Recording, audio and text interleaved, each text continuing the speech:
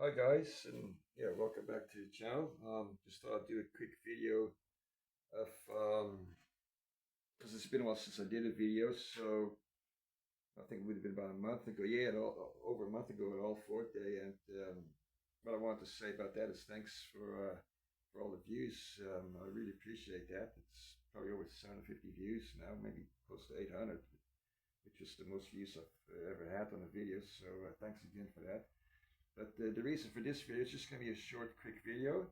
Um, for those of you that don't know, about eight months ago, I called out Kevin from his YouTube. He got a YouTube channel called Kev Spec, and about 8 months ago, he did a video with his car on a dyno, and he went through his engine build, and this engine build sounds exactly like mine. It's same rod, same pistons. He has a girl in his block. I don't. He has aftermarket cams. I don't. Um, but other than that, the engine's pretty much the same. Same turbo, G40. He puts out over 600 kilowatts on the dyno, so do I. So that's roughly 1,000 horsepower on the crank.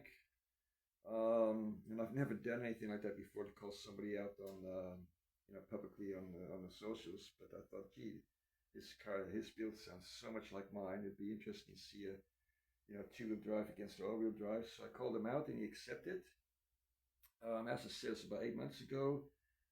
He's had a few issues with his car. The poor guy is all feed line to his turbo, the pressure, and then there was something else, and he probably lifted the head up, and then recently the transmission, and the poor guy, yeah, I feel for him because it all costs money. So, but anyway, his car is probably sorted out now, and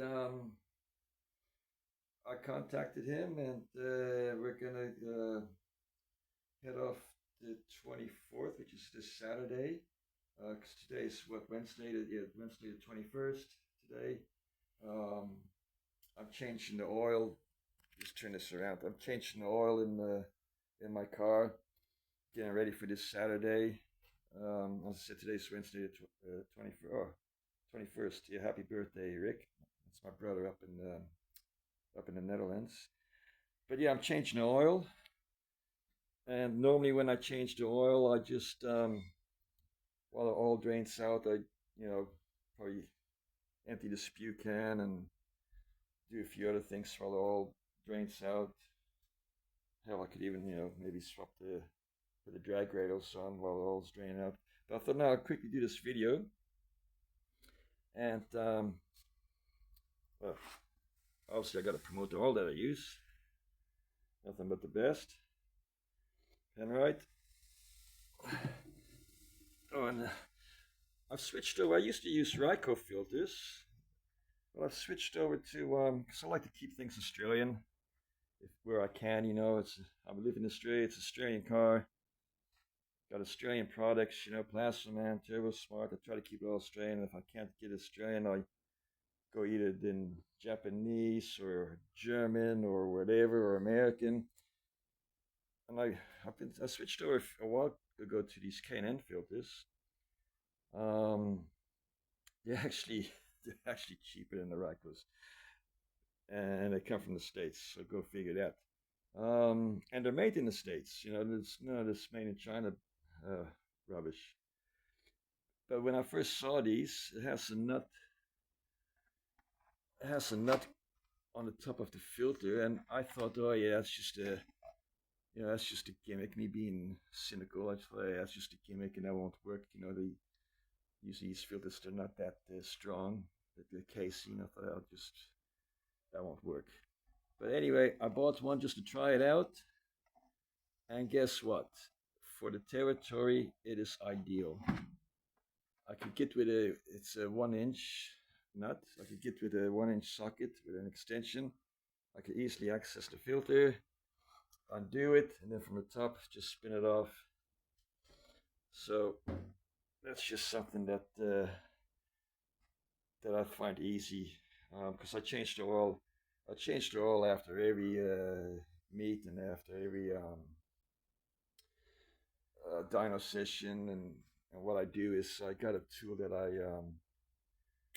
I use to open up the filter, and I like to inspect the filter, make sure there's nothing in it that's gonna gives me early warning that it's gonna damage the engine, because you put too much money in these things, and for the small price of changing oil regularly, and you have to on ethanol anyway, you have to change it more frequently than what you do on normal oil, or if you run flex fuel, you got to change the oil.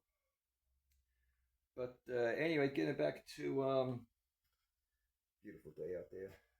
But anyway, getting back to this Saturday. So yeah, like I said, as far as engine specs goes and everything, it's exactly the same. Well, pretty much the same.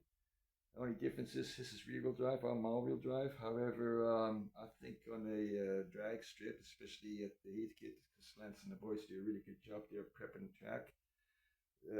That takes away my advantage of all-wheel drive.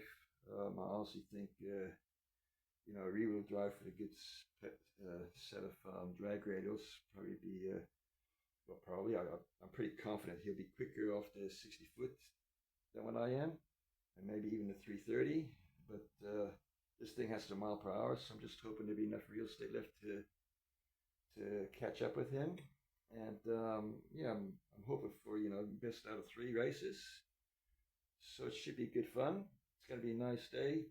They say it's gonna be 29 degrees, partly cloudy or partly sunny, depends if you're a pessimist or optimist. So it should be a good day. Just trying to think if there's anything else to say, because like I said, I just want to keep this video short and let you guys know what's happening, because it's like I said, it's been a while since I did a video. But yes, so yeah, the 24th this Saturday. So if you got nothing planned, make a trip to Heathkit. It's only $30 to spectate. If you want to rent your car, it's 120. And it's it's Barra only. It's Barra powered vehicles only. So there'll be plenty of Fords, or even maybe non-Fords. Just with Barra powered power plant. So should be some interesting vehicles there. Yeah, I'm just looking forward to it, and like I said, I'm just getting everything ready. Nothing more to say, guys. So look after yourself, take care, and hopefully I'll see some of you at the Heathkit. Bye bye.